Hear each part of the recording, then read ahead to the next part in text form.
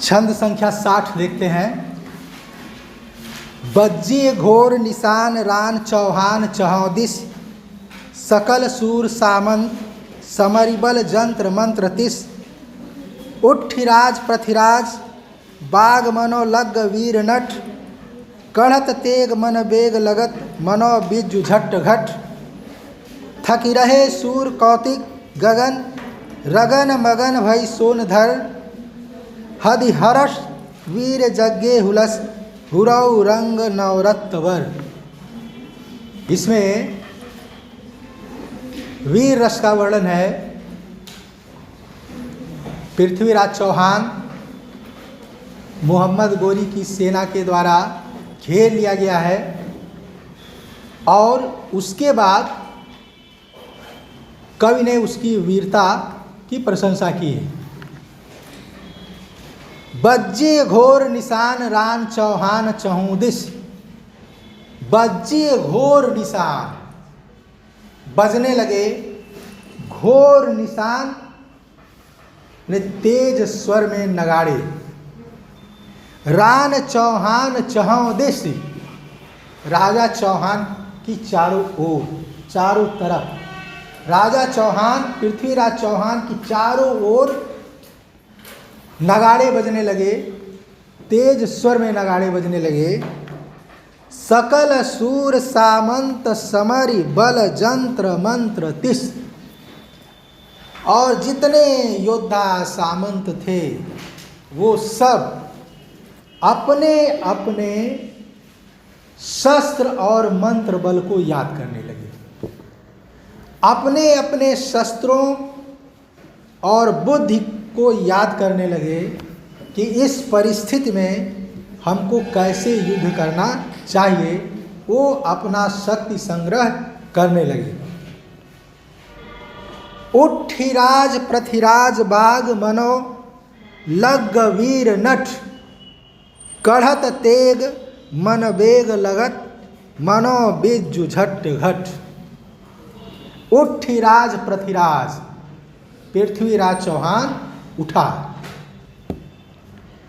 बाग मनो लग वीर नट, बाग को पकड़े हुए घोड़े की लगाम को पकड़े हुए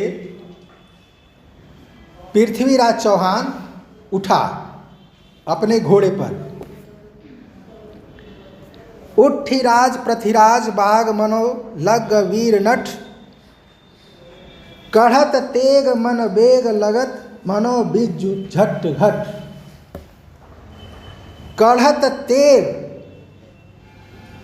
मन वेग, मन की वेग से वो तलवार बाहर निकालता है। लगत मनो बिज्जु झट घट, और ऐसी तेजी से वो म्यान से तलवार बाहर निकालता है, उसकी तलवार इस तरह से चमकती है जैसे मानो आकाश में तेजी से बिजली चमक रही हो। इसमें बहुत अच्छा प्रयोग है उत्प्रेक्षा अलंकार का। उसकी चमक, तलवार की चमक और तेजी को झटके से बिजली, आकाश में बिजली चमकने का अप्रस्तुत खड़ा किया गया है। थकी रहे सूर कौतिक गगन रगन मगन भई सोनधर, हदि हरष वीर जग्गे हुलस हुरौ रंग नवरत्वर। इसमें आगे के छंदों में यह बात कही गई है कि पृथ्वीराज चौहान हाथी पर सवार होकर युद्ध कर रहा था। ये जो छंद, जिस छंद पर हम लोग बातचीत कर रहे हैं, इसमें इसका संकेत नहीं है कि वो किस पर सवार था, लेकिन आगे के छंद से जब जोड़ेंगे तब इसका अर्थ यही लगाएंगे कि वो हाथी पर सवार होकर युद्ध कर रहा था। हालांकि मैंने युद्ध क्षेत्र में ऐसा भी होता रहा है कि एक योद्धा किसी दूसरे मैंने घोड़े की सवारी करता हुआ योद्धा ज़रूरत पर हाथी पर सवार हो जाता था, हाथी पर सवार योद्धा ज़रूरत पर घोड़े पर सवार हो जाता था, ऐसा होता था। लेकिन आगे के छंदों के साथ अगर इसका तालमेल बैठाएं तो यह ज़्यादा ठीक होगा कि माना जाए कि वो हाथी पर सवार होकर युद्ध कर रहा था और उस हाथी पर वो लगाम पकड़ के खड़ा हुआ। उठिराज पृथ्वीराज बाग मनोलग वीर नट, और जैसे वो लगाम ले करके हाथी पर खड़ा हुआ तो पृथ्वीराज चौहान बिल्कुल उसी तरह से नज़र आने लगा जैसे कोई कुशल नट कलाकारी दिखा रहा हो। गांव में, कस्बों में, खाली जगहों में कुछ नट होते हैं, वो तरह तरह की कलाकारी दिखाते हैं। जैसे दोनों तरफ वो बांस ज़मीन में गाड़ देते हैं, बीच में रस्सी बांध देते हैं और उस रस्सी पर वो इधर से उधर चलते हैं, अलग से एक डंडे के सहारे चलते हैं, उससे वो संतुलन बनाए रखते हैं। उनकी उम्र कुछ भी हो सकती है, वो पुरुष भी हो सकते हैं, वो स्त्रियां भी ऐसा करती हैं। तो जैसे एक नट उस पर कलाबाजी दिखाता है रस्सी पर, वैसे ही पृथ्वीराज चौहान लगाम थामे हुए हाथी पर खड़ा पृथ्वीराज चौहान वैसे ही एक कुशल नट की तरह से दिखाई पड़ रहा था। कवि का लोकानुभव भी इसमें शामिल है। थकी रहे सूर कौतिक गगन, रगन मगन भई सोन धर। पीछे के छंद में भी आया था कि आकाश में सूर्य पृथ्वीराज चौहान का युद्ध कौशल देखने के लिए रुक गया था। इस छंद में भी चंद बरदाई वर्णन करते हैं कि थकी रहे सूर कौतिक गगन। इस कौतुक को देखने के लिए, इस चमत्कार को देखने के लिए, इस अद्भुत दृश्य को देखने के लिए आकाश में सूर्य रुक गए, ठहर गए। थकी रहे सूर कौतिक गगन, रगन मगन भई सोन धर। और धरती सोन से, श्रोण से, रक्त से रगन मगन हो गई, रंजित हो गई। धरती रक्त रंजित हो गई। योद्धाओं का इतना खून बहा कि पूरी धरती खून से लाल हो गई। कवि यह कहना चाह रहा है। हदिहरष वीर जग्गे हुलस, हुरौ रंग नवरत बर। हदिहरष, हदि हृदय, हृदय हृदय, हर्ष हृदय में हर्षित हुए। वीर जग्गे हुलस, उल्लास उमंग जगा। हुरौ रंग स्फुरित हुआ, रंग नवरत्न वर, नए रक्त का श्रेष्ठ रंग स्फुरित हुआ। उनके शरीर में नए उम्र के खून की लाली दौड़ने लगी। जब कोई बहुत गुस्से में होता है तो उसका पूरा शरीर, खास तौर पर पूरा चेहरा लाल हो जाता है, एकदम रक्त की तरह से लाल हो जाता है। तो लोग कहते हैं कि मानो उसका खून खौल रहा है, वो चेहरे पर दिखाई पड़ने लगता है। तो सारे योद्धा, उमंग में भरे हुए योद्धाओं के चेहरे पर रक्त की लालिमा तैरने लगी थी। चंद बरदाई यह वर्णन करते हैं। इस छंद में कायिक अनुभव, मानसिक अनुभव, कायिक, वाचिक, मानसिक और आहार के अनुभव होते हैं। कायिक शरीर की चेष्टाएं, वाचिक जो स्वर निकलता है, जो आवाज़ की चेष्टा, मानसिक जो सोच विचार रहे होते हैं, आहार कपड़े लत्ते से जो प्रतिक्रिया करते हैं।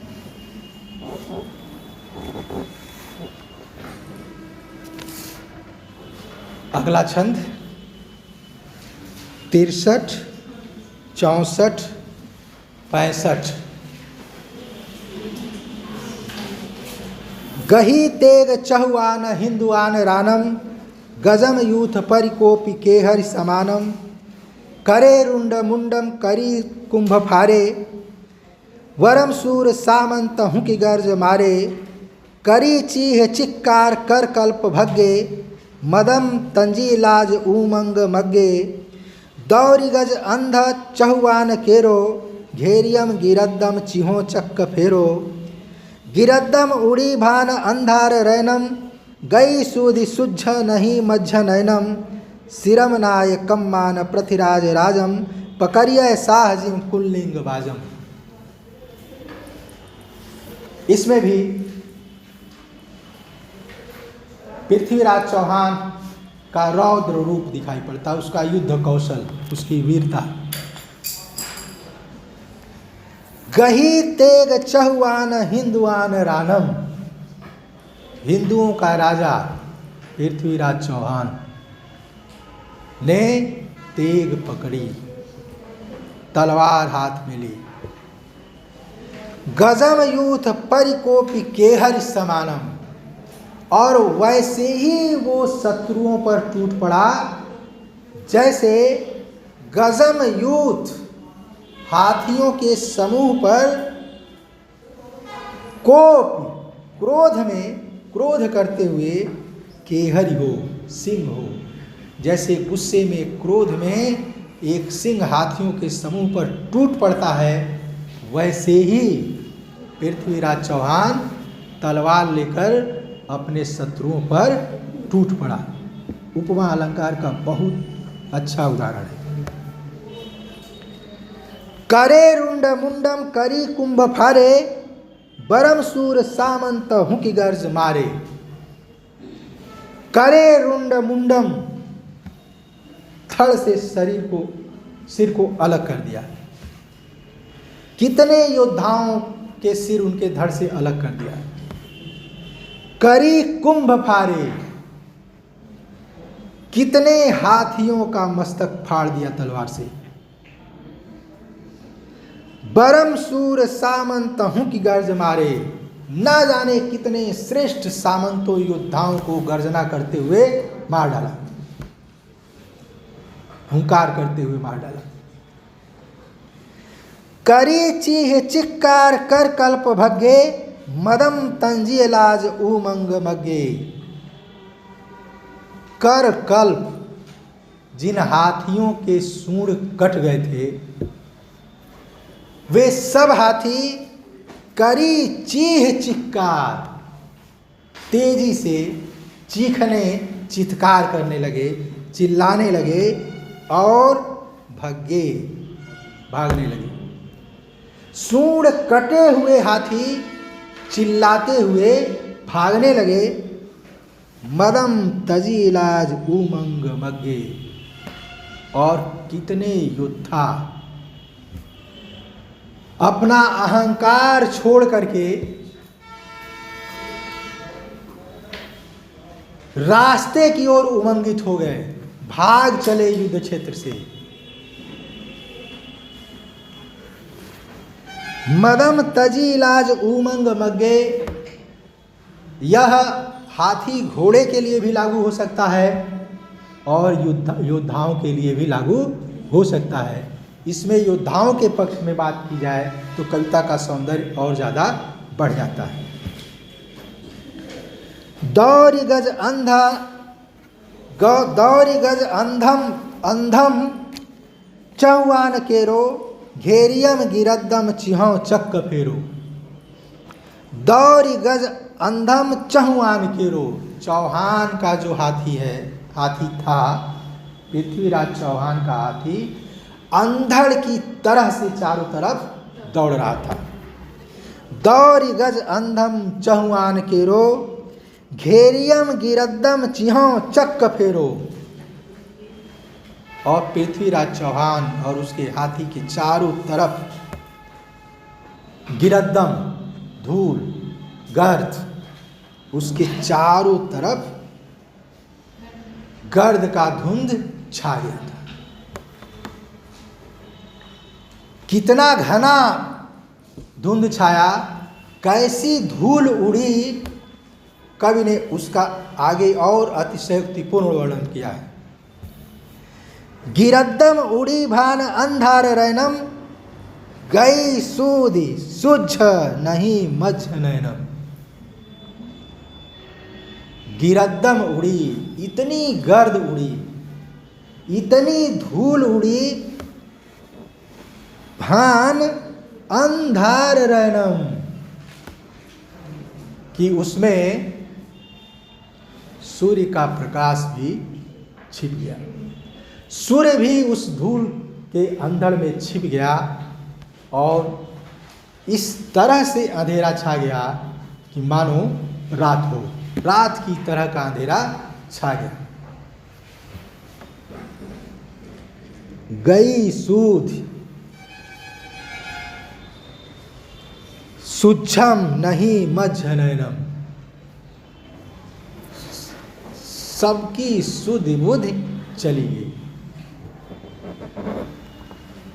सबने अपना होश हवास खो दिया।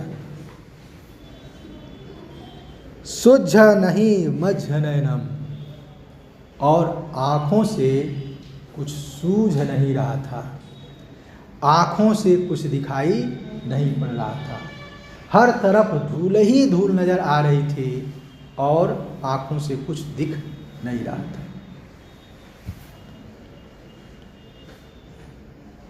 सिरमनाय कम्मान पृथ्वीराज राजम, पकड़िय साह जिम कुल्लिंग बाजम।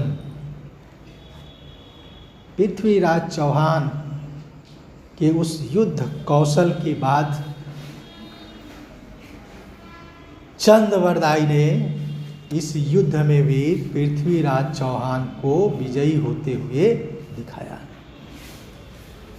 कि इस तरह से युद्ध कौशल का प्रदर्शन करते हुए पृथ्वीराज चौहान सिरम नाय कम्मान पृथ्वीराज राजम, पकड़िय साह जिम कुल्लिंग बाजम। पृथ्वीराज चौहान ने शाह अर्थात मोहम्मद गोरी के गले में धनुष फंसा करके उसको खींच लिया। सिरम नाय कम्मान पृथ्वीराज राजम, पृथ्वीराज चौहान ने सिर में कमान डाल करके धनुष फंसा करके पकड़िय शाह जिम कुल्लिंग बाजम, मोहम्मद गोरी को उसी तरह से पकड़ लिया जैसे कोई बाज गौरैये को अपने पंजे में पकड़ लेता है। देखो, उपमा उत्प्रेक्षा अलंकारों के माध्यम से उस युद्ध क्षेत्र का एक जीवंत वर्णन कवि ने किया है, जो आदिकाल खास तौर पर वीरगाथा काव्य की विशेषता है। ऐसे ही वर्णों के लिए जो वीर गाथाएँ आदिकाल की हैं उनमें इसी तरह के वर्णन है, इसलिए उस प्रवृत्ति के आधार पर आचार्य रामचंद्र शुक्ल ने आदिकाल का नाम वीरगाथा काल रख दिया था। हालांकि आदिकाल की सारी प्रवृत्तियों को देखते हुए वो उचित नहीं है, ये सब आप लोग मान चुके हैं, अब इस पर बहस की जरूरत नहीं है।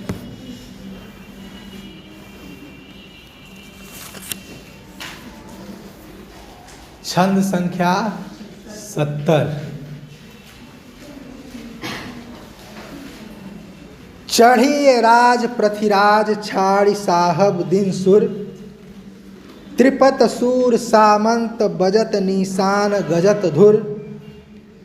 चंद बदन मृग नयन कलश ले सिर सन्मुख झुक, कनक थार आरती बनाए मोतिन बधाए मुख। मंडल मयंक बर नारी सब आनंद कंठः गायौ, ढोरंत चंवर किक्कर करहि मुकुट शीस तिक जू दियौ। पृथ्वीराज चौहान मोहम्मद गोरी को कैद करके दिल्ली ले जाता है और उसको उस पर जुर्माना लगाकर उसको छोड़ देता है और उसके बाद फिर वो अपने राजमहल की ओर लौटता है। उसके पहले उसका किस तरह से स्वागत होता है उसका वर्णन इस छंद में चंद्रवरदाई ने किया है। चढ़िए राज पृथ्वीराज छाड़ साहब दिन सुर,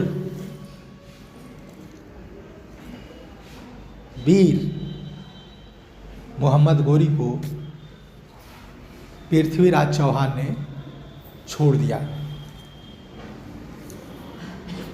छोड़कर चढ़ा, सिंहासन की ओर बढ़ा या राज की ओर बढ़ा, महल की ओर बढ़ा।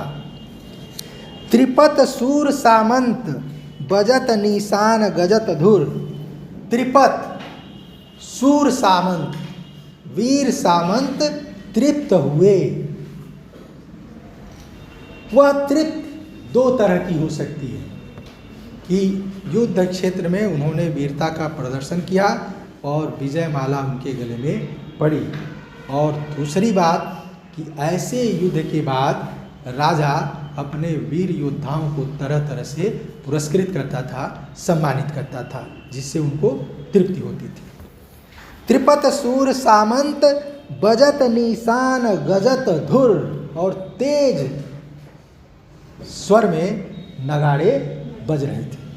ये स्वागत के नगाड़े। चंद बदन मृग नयनी कलश ले सिर सन्मुख जुख। कनक थार आरती बनाए मोतिन बधाए मुख। चंद बदन, चंद्र बदनी, चंद्रमा की तरह से मुख वाली सुंदर स्त्रियां, मृग नयन, हरिण जैसी आँखों वाली। अब यहाँ भी चंद्रवरदाई ने स्त्री के सौंदर्य के लिए परंपरागत उपमानों का चयन किया है। चंद बदनी मृग नयनी कलश ले सिर सन्मुख जुख। जुख युवतियां सिर पर कलश लिए हुए सामने खड़ी थी। कभी कोई शुभ कार्य होता है, कहीं यज्ञ जैसा कुछ होता है, तो अक्सर यह दृश्य सड़कों पर दिखाई पड़ता है। तो ढेर सारी स्त्रियां सिर पर कलश लिए हुए जाती हैं।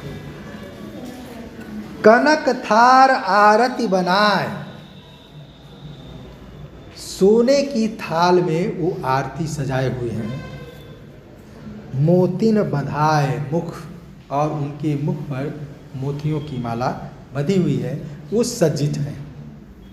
कहीं कहीं इसकी व्याख्या इस रूप में है कि थाल में जो आरती सजी हुई है उसके मैंने उस आरती की थाल में आगे का हिस्सा मोतियों से ढका हुआ है।